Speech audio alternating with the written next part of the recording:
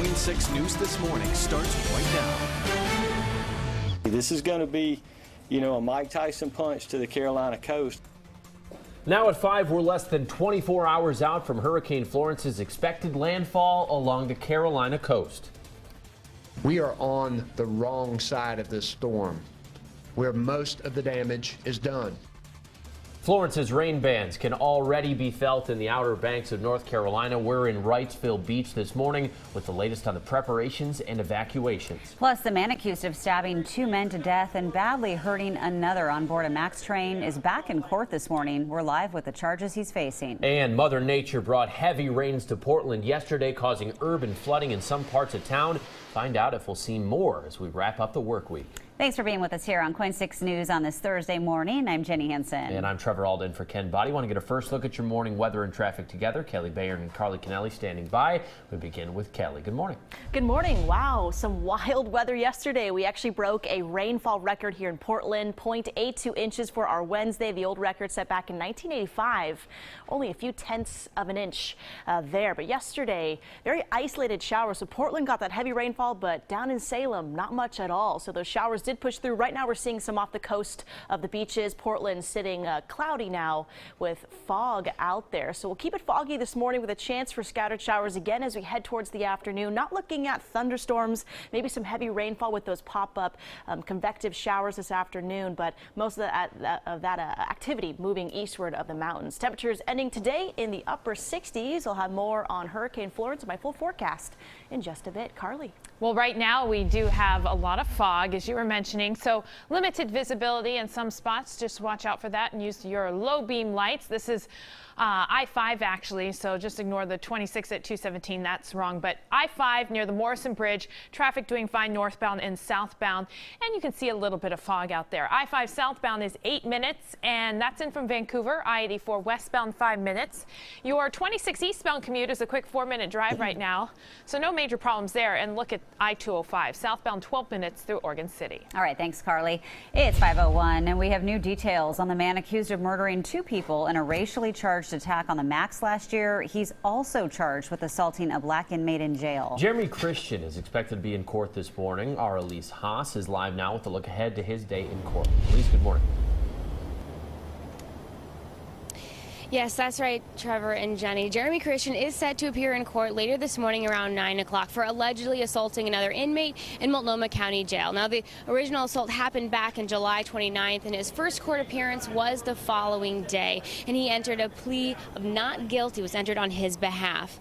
Christian was charged with 1 count of assault in the 4th degree for allegedly intentionally, knowingly, and recklessly causing physical injury to the victim. And because this is a pending matter before the court, we don't necessarily have all the specific details of the allegations, but I'll be back in court this morning to follow this story, and I'll bring you the latest updates in our newscast at noon. Reporting live, Elise Haas, KOIN 6 News. All right, thank you, Elise.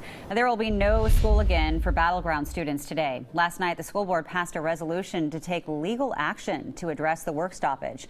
The district's teachers are the only ones in Southwest Washington who are still out of work because of a labor dispute.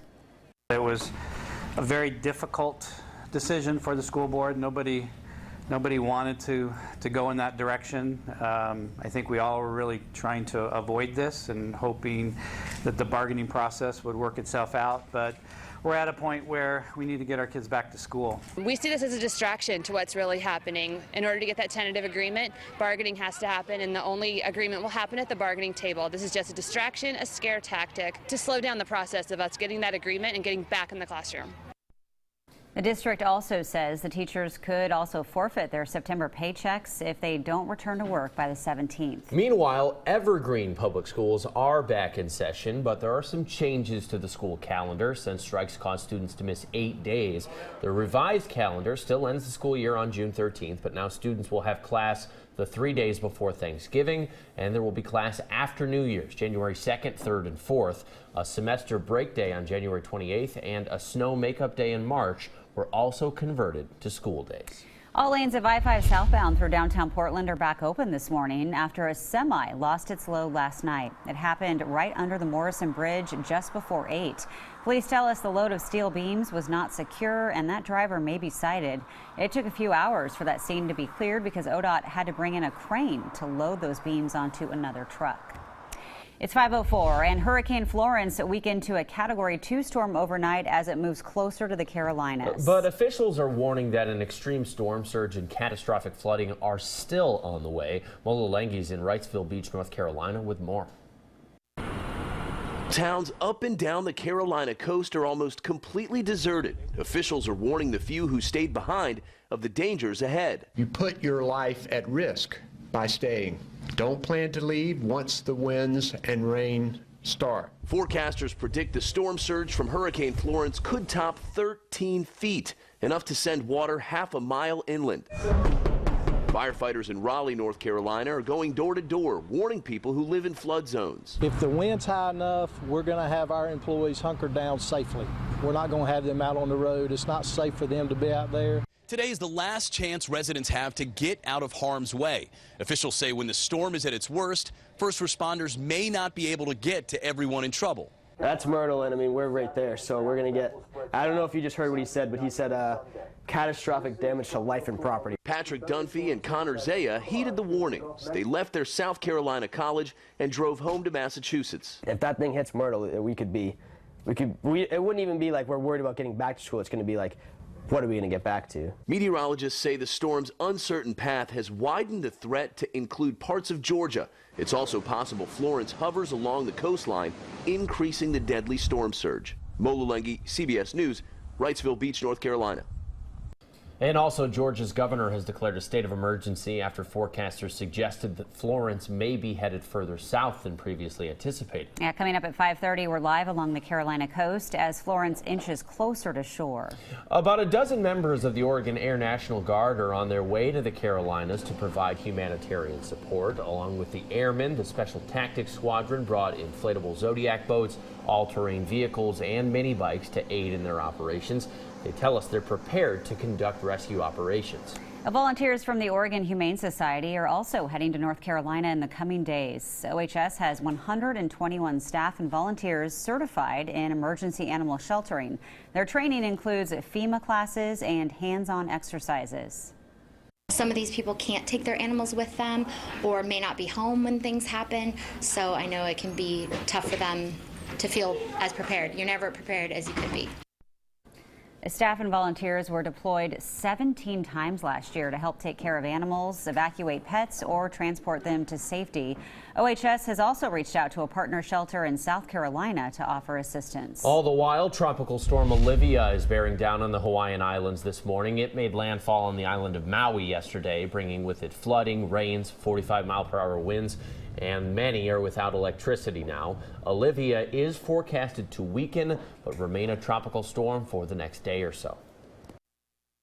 I've never seen anything like this ever, so this is crazy. Back here at home, businesses were forced to close last night after street flooding pushed water through their front doors. Happened on Northeast 28th and Flanders. Bar owner Kelly Godel says nearby drains were clogged and that water quickly filled the intersection and flowed into the shops.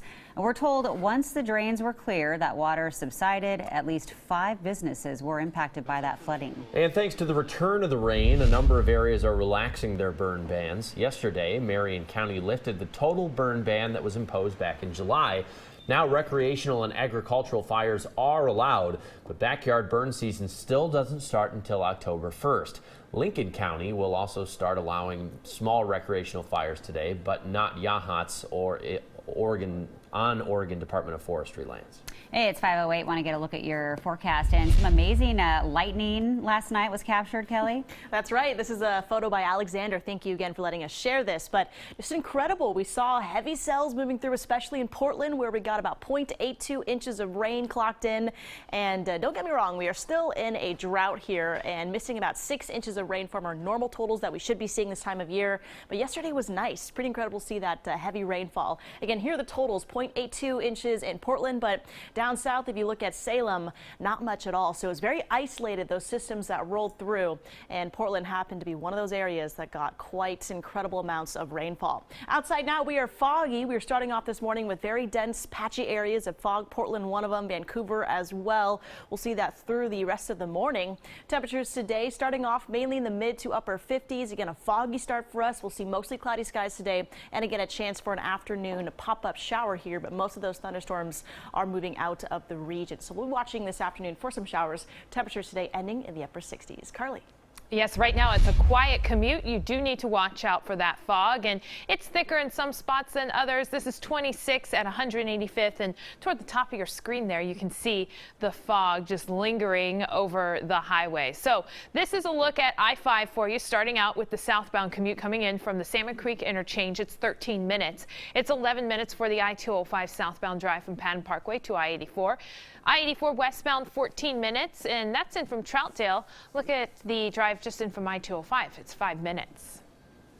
Well, thank you, Carly. If you're looking for your next home away from home, the Portland Expo Center is the place to be this weekend. It's the 35th of Fall RV and Van Show, and Cor Harlan is there showing us all the new rides. Cor?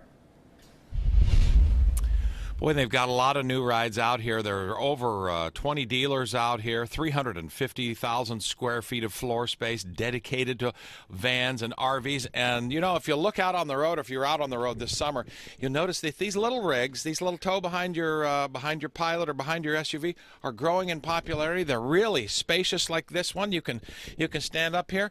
You know, the payment on this thing right here that I'm standing in, $200 a month. It's nothing. You can do that. You stop drinking Starbucks coffee for a month and you can afford that.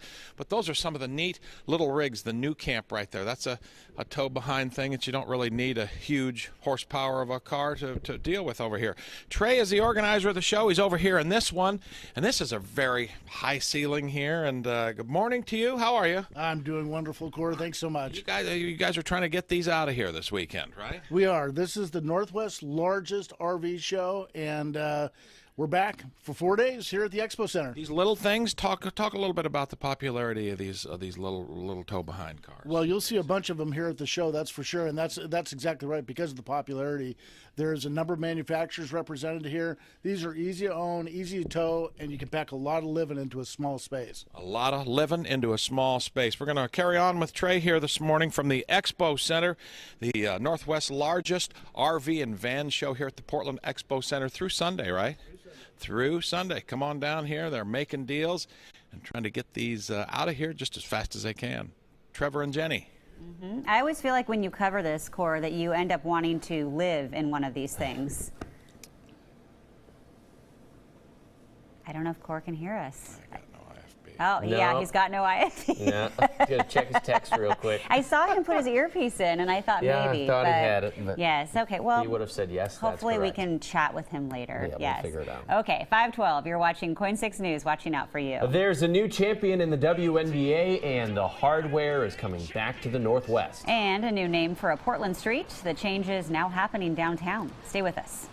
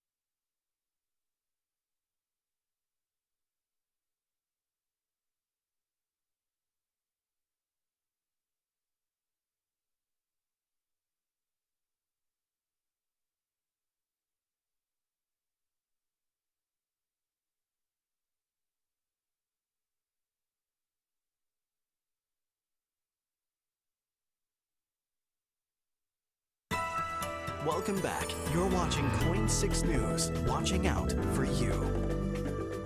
Welcome back at 5:15. Governor Kate Brown toured the soon-to-be centralized child abuse hotline center in Portland yesterday. Yeah, currently there are 15 child abuse hotlines spread across the state, but by April, all those lines will be consolidated into one DHS center in Northeast Portland. Now, the governor and legislature mandated the child abuse hotline be centralized to improve consistency and interpretation of Oregon law for what defines child abuse. I think it will absolutely improve child safety throughout Oregon. The statewide hotline will be fully operational by April of next year. That's when they'll release the new centralized child abuse hotline number. The campaign for Governor Brown's opponent, Newt Buehler, also released a statement on foster care following the governor's tour, saying, quote, Newt released a plan to protect our foster care children 7 months ago and called on Kate Brown to join him. Sadly, she ignored him. She has ignored the audits, scandals, and abuses in our foster care system for the past 3 years as governor and a couple decades as an elected official. Hey, the Swifts are back at Chapman Elementary School in Northwest Portland. Those birds return to roost in the chimney the first part of September each year on their way south for the winter. The Audubon Society counts the swifts each night, and they have been steadily climbing. On Tuesday, a record of nearly 10,000 swifts swirling and diving into the chimney. You can watch them about an hour before sunset each night. I didn't realize how popular of an event that was. There's a ton of people there seated watching. Every year. I've never been. Have you? I was going to say, no, I haven't seen it in person at all. Yeah, It looks cool. It looks kind of like a Hitchcock movie or something. Yes, slightly frightening. Right, but cool. Can you track that on radar? You actually can. Sometimes birds do pop up on the radar, and we kind of confuse that with showers sometimes. But Not yesterday. Not yesterday. That was like actual legit yesterday rain. That was a torrential downpour, and we broke some records in terms of rainfall here in Portland. This morning, since we are so saturated outside, we are seeing dense fog, and looks like it is clearing out and moving westward. You can see more of downtown Portland, but just 20 minutes ago, this was completely socked in with that fog. The dew point sitting at 53, our temperature 54 in Portland now, so we are very moist out there, and we are seeing areas of patchy fog. Here's that low system that's just been sitting over us, throwing us lots of energy, lots of moisture. So with that daytime heating yesterday, we saw a bunch of convection and a very active afternoon. So we saw some isolated cells, 1 or 2 of them rolling through Portland, giving us lots of rainfall. At the moment, fairly dry out there, cloudy skies, those showers mainly staying off the coast here near Cannon Beach. Some heavy cells out that way, but for us looking at very light scattered rainfall, if any, out there. Yesterday, some record-breaking rain though, 0.82 inches fallen. And the old record, a couple tenths of an inch set back in 1985. So what a day yesterday. I was asleep, woken up by that thunder that rumbled through, and then looked outside to some torrential downpour. It was pretty incredible near Portland.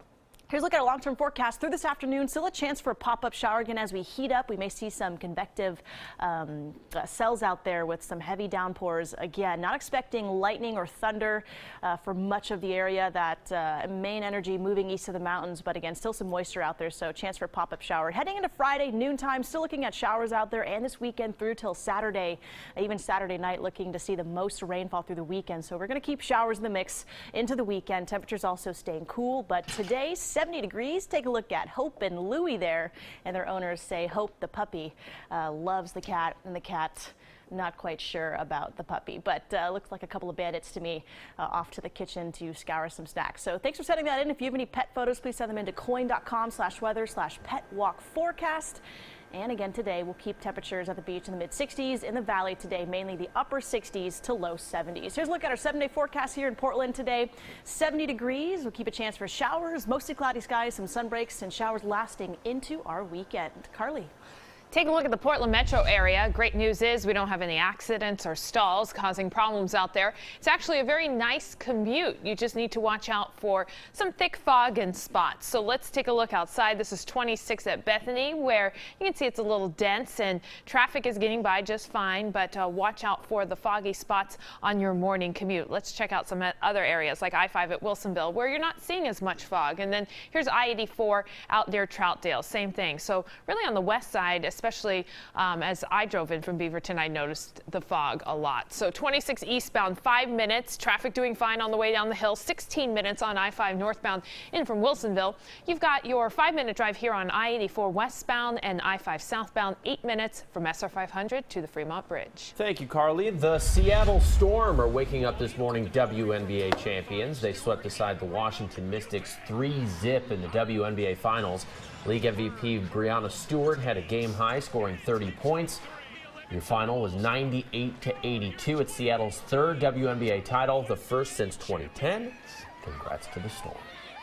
And this is your last chance to pick where you want us to go for the KOIN 6 Blitz Game of the Week tomorrow. Your choices are Barlow at Gresham, Lincoln at Franklin, Clackamas at Beaverton, or Scappoose visiting Hillsborough. It's very simple. Just vote on KOIN.com or on our Game On Twitter feed. The voting ends at 2 today. We'll reveal the winner tonight during KOIN 6 News at 5. We've got more news coming up right after this.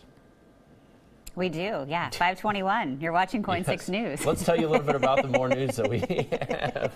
Apple showing off some new crop of products and a phone with the largest price tag yet. Yikes, we got that. Coming up, waiting for a potentially catastrophic landfall. We're along the Carolina coast as the region begins to feel the first effects of Hurricane Florence. Plus, Nora's interview with FBI Director Christopher Wray. Coming up on CBS This Morning.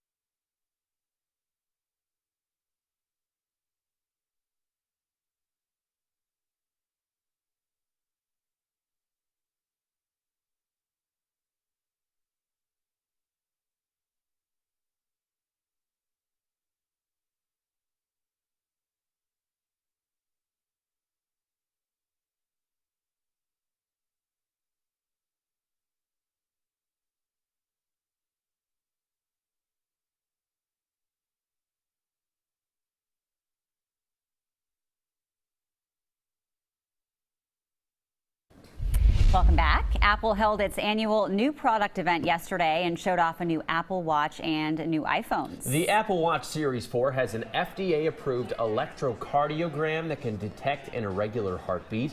There are also 3 new iPhones, the XR, XS, and XS Max. The XS Max is the largest phone Apple has made and the most expensive. It has a price tag of $1,099. Wow, not cheap. Not at all. No. I'm sure it's worth it. Sure. Maybe. Yeah, okay. The Trump administration proposing a new round of trade talks with China. The White House is trying to avoid further escalation in an ongoing trade war. Now, the Dow Jones Industrial Average rallied yesterday after that news broke. The development follows the formation of a new coalition to fight Trump administration tariffs. Americans for Free Trade represent industries ranging from retail to farming. The group is launching a multi-million-dollar campaign to spotlight industries harmed by the trade war. It's 5:26. You're watching KOIN 6 News. And the executive producer of 60 Minutes is out of a job this morning. The act that got him fired just ahead. And we want to give you a live look at Cape Fear. This is on Bald Head Island, North Carolina. Hurricane Florence closing in on the Carolinas as many on the East Coast have evacuated. Take a look at that wind there. After the break, we are tracking this storm.